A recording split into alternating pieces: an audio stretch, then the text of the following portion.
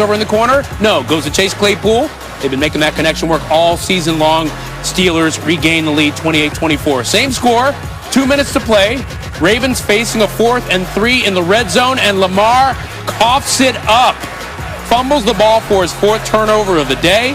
Steelers recover, hold on to that 4-point lead. 5 seconds left. Ravens on the Steelers' 23-yard line. Jackson tosses it up to Willie Snead. No! Deflected, broken up. You see in double coverage, Minka Fitzpatrick steps in front. John Harbaugh looking for the penalty right there. Nope, you're not going to get it, buddy.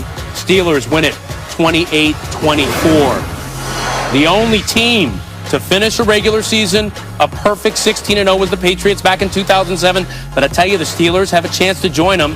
ESPN's Football Power Index sees them as the favorite in each of their remaining 6 games, with the closest call expected to be their Thanksgiving dinner date with the rival Ravens coming up on Thursday. Here's Ben Roethlisberger earlier today on the big matchup. How do you keep the guys from feeling that pressure, and how do you keep from feeling the pressure as the season goes on and you guys keep winning? We're just trying to win the next game. That's all that matters, because we know we're going to get everybody's best shot, and we want to give everybody our best shot. It doesn't really matter who's hurt and who's winning, who's losing, all that stuff. I mean, I think they've lost 2 in a row, and I don't know this. I don't know, has a Harbaugh-led Ravens team ever lost 3 in a row? If they have, I don't know when. So we anticipate them coming in, and we just got to give them our best shot. For more on Pittsburgh's pursuit of perfection, Dan Orlovsky is back with us. Dan, how do you like the Steelers' chances of running the table? There's a good chance, Ryan. This is a really good football team, one of the very best in the NFL. Their offense has been so good with distributing the football, Big Ben, getting it to those playmakers, and they've really started to throw the ball downfield a little bit more over the past couple weeks. So as long as Ben continues to do that and take those shots, and those guys go make those plays, they've got a very good chance. And this defense, as good as it is, if I'm a coordinator looking at this defense and going, okay, where are they weak? When they want to play with their big people on the field, play in their base defense, we can get after them throwing the football. So that's a flaw. And if they want to put smaller people on the field and get into a nickel defense, well, they can get the ball rain on them. And I'm looking at 2 games, Buffalo and Indianapolis. The way they build their offenses, the way they think about football and scheme about football, that's exactly what those 2 teams are going to do. They're going to force them to play in base defense, and they'll try to throw the ball on those linebackers, or they'll force them to play in nickel defense with an extra small defender, an extra defensive back on the field, and try to run the football at them. And so I think there's a great chance, but those are the 2 games that I look at and say, if they don't do it, it'll be because of them. Yeah, their schedule is not exactly easy going forward. By the way, let's not forget, those 16-0 Patriots in 2007, they ended up losing in the Super Bowl to the Giants. Not saying anything about the Steelers, just saying. Just jinxed them. Dan, thanks. Playoff rankings, and we are ready to go, Ryan. Gotta love that. You know, it's been a rocky year for college football, but finally, the moment fans have been waiting for. You're going to hear 2 words for most of the night. That is eye test. What did the committee see so far this season? We will find out in less than an hour right here on ESPN. As the college football playoff rankings will be revealed exclusively here on ESPN. We begin with the top 4. Might not be a lot of drama, but where will Clemson land? How much does the loss of Notre Dame without Trevor Lawrence affect them?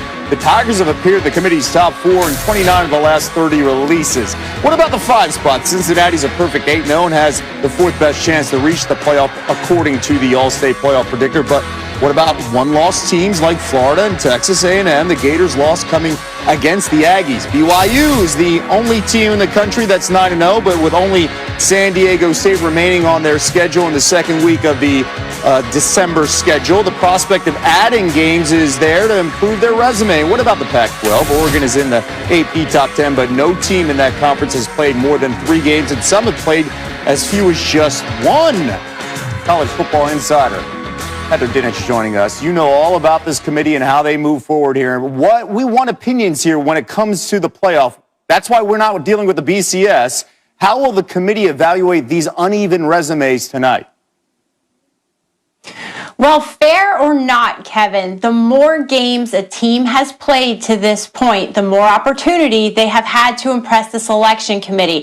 If there's a 7-1 team sitting there and those 7 wins have been more impressive despite the loss, that will factor into the rankings. Now, if there's a team sitting there that's 3-0 and they got off to a very good start, Those 3 wins could be enough in the eye test, as you mentioned, to give them a bit of a boost. So there's no really fair way to distinguish between 7-1 and 3-0, but they're going to do their best. We'll see what they came up with. All right, now things could get really interesting after the top 4. What questions will the committee answer tonight with that next group of teams here?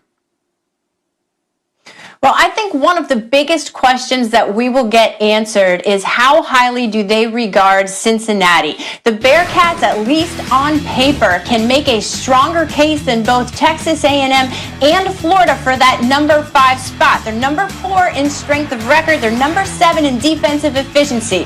When you look at Texas A&M, if they get the head-to-head with the selection committee over Florida because they beat Florida, A&M's only win against a team with a winning record is against Florida.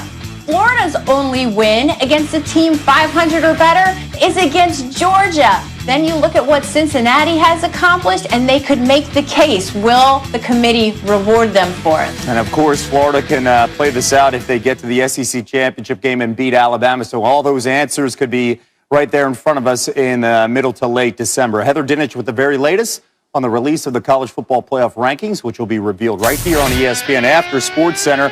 And we are just getting started. More to come. The first college football playoff rankings revealed with Kirk Herbstreit answering tonight's key questions, including what's at stake for the Pac-12. Developing story on SportsCenter. The Baltimore Ravens canceled practice Tuesday and conducted all meetings virtually after learning of more positive COVID-19 tests this morning. This afternoon, the team placed linebacker Pernell McPhee on reserve COVID-19, that list, and then the Ravens are scheduled to play the Steelers on Thanksgiving night. Adam Schefter joins us now. Adam, right now, this game is still a go for Thanksgiving night, but what are the chances that it could end up being postponed? Well, Ryan, right now, obviously the game is teetering a little bit because if there are more positive tests out of Baltimore, I'm told that there would be the chance that this game could be postponed. Right now, the league says the game is in place, not going to change. Steelers, Ravens, Thanksgiving night. But let's keep in mind here, over this week, the Ravens have had 5 players test positive. They've had 4 staffers test positive. If there are more positive tests, the league is going to have a difficult decision here to make. But at this current time, the Ravens will be without their running backs, J.K. Dobbins and Mark Ingram. They will not have Trace McSorley, it looks like. They will not have Pernell McPhee. And so there are major questions here. And the Ravens have done everything they could to prevent the spread of the virus. But as we've seen across the country, the virus has a mind of its own, Ryan. Absolutely, Adam. Now, I wonder, what do the league and the Ravens need to see by tomorrow for the game to go forward? If there are no more positive tests, the game will go forward. The league has shown that it is determined to play these games. It's why it established a 16-man practice squad so that each team has flexibility. And we've seen the league do a great job of plowing through the schedule this year. It's determined to do the same thing, especially in a primetime slot on Thanksgiving night. No tests, game's on. More tests, we start to wonder. Okay, very difficult situation there. Adam Schefter with the latest on the Ravens' positive tests. Staying in the NFL, Ryan, the Cowboys canceled practice today, and it wasn't COVID-related. Cowboys strength coach Marcus Paul experienced a medical emergency at the team's facility. 54-year-old Paul was immediately treated by Cowboys medical personnel before being transported to a local hospital. According to his family, Paul was undergoing further medical tests. Some background on the 54-year-old Paul. He's in his 21st season as an NFL strength and conditioning coach. He's been a part of 5 Super Bowl championship teams, 3 with the Patriots, 2 with the Giants. Before that, he was an All-American safety at Syracuse, where he still holds the school record for career INTs. And he was taken in the 4th round by the Bears in the 1989 NFL Draft.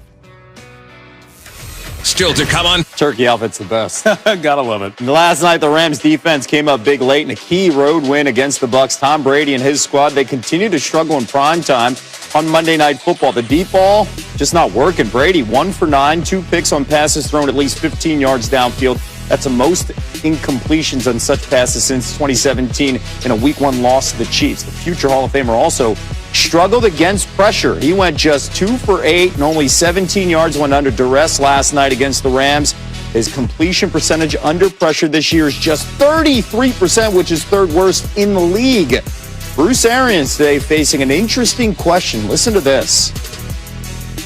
Is it possible that the greatest quarterback of all time, because of what he's dealing with, could have a confidence problem that, I know you let Ben call his own plays. Would you consider that? I mean, just what do you think's going on with Tom? Yeah, we have Tom calling a lot of his own. We're picking his own on the sidelines, from the game plan. So I don't think it's a confidence problem whatsoever. It's just still